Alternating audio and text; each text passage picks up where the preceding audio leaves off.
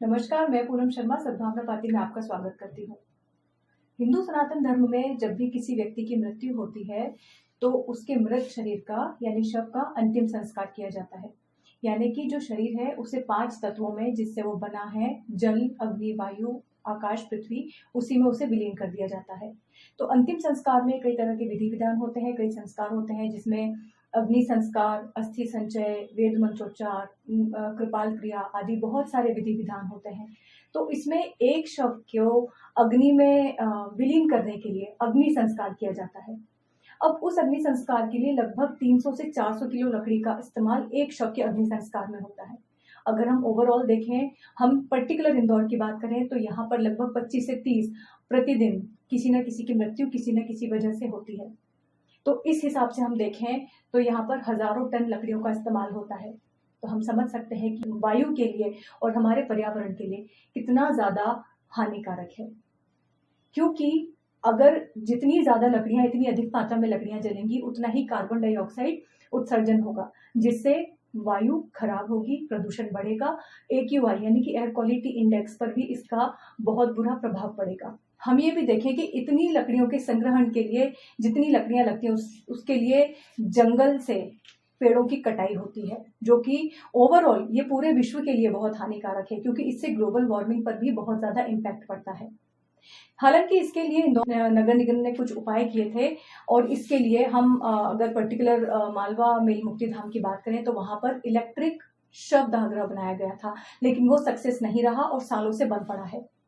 उसी से निजात के लिए गुजरात के श्री अर्जुन जी ने एक इनोवेटिव आइडिया जनरेट किया है। हम उसको इनोवेटिव इसलिए बोल रहे हैं क्योंकि ये हमारी जानकारी में पहली बार आया है। हालांकि इसको गुजरात में आज से 7 साल पहले 12 दिसंबर 2017 को इंस्टॉलेशन पहली बार कर दिया गया था और 30 से अधिक इंस्टॉलेशन हो चुके हैं। वो आइडिया क्या है उसके बारे में हम डायरेक्टली अर्जुन जी से बात करेंगे, हमारे स्टूडियो में मौजूद हैं। सर नमस्कार, बहुत स्वागत है आपका सद्भावना पार्टी न्यूज में। सर, हम सबसे पहले ये जानना चाहते हैं, जिस इनोवेटिव आइडिया के बारे में हम बात कर रहे हैं वो क्या है? ऐसी क्या चीज है जिससे किसी शव के दाह संस्कार में जो लकड़ियों की खपत है वो सीधे सीधे 1/3 हिस्से पर पहुंच रही है?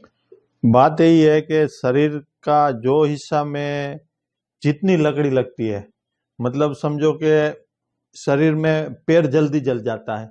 अपना जो आपने बताया कि पंच तत्व का शरीर है, तो पंच तत्व का शरीर है तो अग्नि तत्व है, जो चर्बी है वो जल्दी जल जाती है। उस हिसाब से डिजाइन बनाई है ना। हमने देखा है कि शवदाह में ऊपर अग्नि जाती है तो वो वेस्टेज जाती है, तो हमने उसको रोक रखा है और हीट सेविंग मटेरियल का उपयोग करके और सबको 90% अग्नि को रोक कर रखा है, और उसी में से उसका दाह संस्कार हो जावे और लकड़ी 80 से 100 किलो लकड़ी में दाह संस्कार हो जावे, ऐसा किया है। इस जो इक्विपमेंट की आप बात कर रहे हैं या जिस भी आइडिया की आप बात कर रहे हैं उसका नाम क्या है? उसको किस तरह से डिजाइन किया है? स्वर्गारोहण शमशान भट्टी नाम है, और हमने वो मम्मी टाइप का डिजाइन किया है, कम लकड़ी और कम समय में और विधि विधान के मुताबिक। कपाल क्रिया है, मुखाग्नि है, घी लगाना, अस्थि कलेक्शन करना, वो सब उसी में हो जाता है। मुखाग्नि के लिए, कपाल क्रिया के लिए डोर दिया हुआ है, आगे पीछे डोर दिया हुआ है, तो वो डोर खोल के कपाल क्रिया भी कर सकते हैं। जितनी मतलब जरूरत है ना इतनी ही लकड़ी आएगी, उससे ज्यादा आप डालना चाहोगे ना तो भी नहीं आएगी। मैं वो मानता हूँ कि जंगल अपनी जायदाद है, और जंगल नहीं बचेगा तो हम आगे वाली पीढ़ी के गुनहगार होंगे। एक मुक्तिधाम में कितने इंस्टॉलेशन होंगे और एक दिन में कितने संस्कार एक मशीन में हो सकते हैं? 4-5 संस्कार एक मशीन में हो सकता है। जो एक शव के पीछे जो अभी लकड़ी लगती है वही लकड़ी से 3-4 बॉडी का दाह संस्कार हो सकेगा। लेकिन जब पूरा दाह संस्कार हो जाता है उसके 4 से 5 घंटे बाद में जो अस्थि संचय होता है, जो नीचे ट्रे दिया है वो ट्रे में ही आएगी अस्थि और राख, उसी में। बस बात यही है कि बच्चे का जो जन्म समय वजन होता है ना, मृत्यु के बाद राख है इतनी ही होती है। आपने बताया कि गुजरात में करीब 30 इंस्टॉलेशन हो चुके हैं पिछले 6 साल में। मतलब अगर हम MP की बात करें तो अब जो इंस्टॉलेशन होगा वो पहला इंस्टॉलेशन होगा? हाँ, MP में पहला होगा। जहाँ जहाँ गए, रामघाट शमशान घाट गए वो मराठी समाज वाले को मिले, मेयर साहब को मिले। उसी वजह से हमको लगता है कि अभी इंदौर में ये लग सकता है। एक मशीन के इंस्टॉलेशन में कितना खर्च आएगा? 5.5 लाख रुपया इंस्टॉलेशन 1-2 दिन में लग जाएगी वो, और मशीन चालू हो जाएगी। One time installation. हाँ, मेंटेनेंस का 1 साल का तो वारंटी हम दे रहे हैं और हमारा सपोर्ट रहेगा। क्या इस मशीन में लाइट या बिजली का भी कोई लेना? 1 HP का पावर लगता है और उसमें एक टेम्परेचर मीटर दिया हुआ है, तो टेम्परेचर के लिए भी लाइट लगती है और वो बाहर देख सकते हैं टेम्परेचर भट्टी के अंदर का कितना टेम्परेचर है। जब भी मशीन का यूज करना पड़ेगा तभी वो लाइट चालू करनी पड़ेगी, बाद में तो वो बंद कर सकते हैं। फैमिली को इससे क्या फायदा है? लकड़ी का खर्चा है वो बचेगा ना।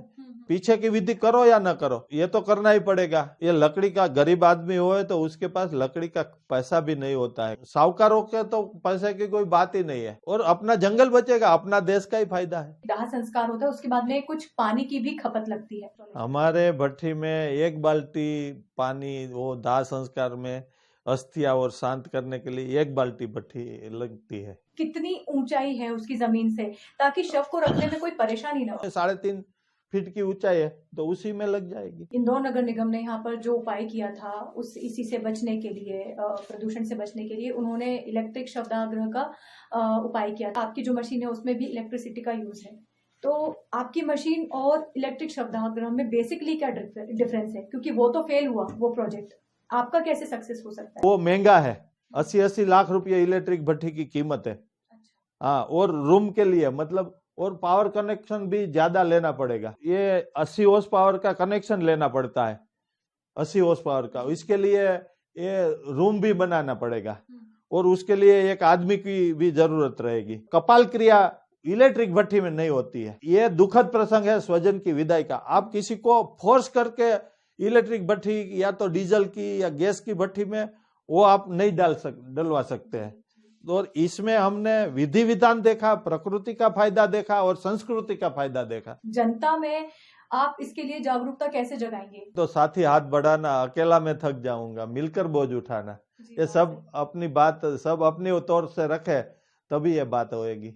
हमने जैसा देखा कि ये जो इक्विपमेंट है, जो मशीन है, जो लकड़ियों का कंजम्पशन है वो 1/3 हिस्सा है, प्रदूषण भी नहीं हो रहा है, लाइट भी बहुत ही कम मात्रा में जलाई जा सकती है, प्रदूषण से भी बचा जा सकता है। तो बड़ी दुख की बात है कि हमारे देश में, प्रदेश में, और इंदौर की बात कर लें तो यहाँ तो ट्रिपल इंजन सरकार है जो कि सनातन धर्म को पूरी तरह सपोर्ट करती है, और वो उसके इतने बड़े पार्ट को नहीं ध्यान दे पा रही है। और इंदौर की ही बात कर ले तो इंदौर में लगभग 18 बड़े मुक्ति धाम हैं, तो यहाँ पर सरकार को इस बारे में सोचना चाहिए और एटलीस्ट इंदौर से ही इसे एज अ पायलट प्रोजेक्ट के रूप में सरकार चाहे तो शुरू कर सकती है, और उसमें बहुत बड़ा योगदान हो सकता है कि जिसके लिए नगर निगम खुद इतने प्रयास कर रहा है, तो ये एक बहुत बड़ा कदम हो सकता है इस तरफ। हम आपसे फिर मुखातिब होंगे नए सब्जेक्ट के साथ में। Till then stay tuned, thank you.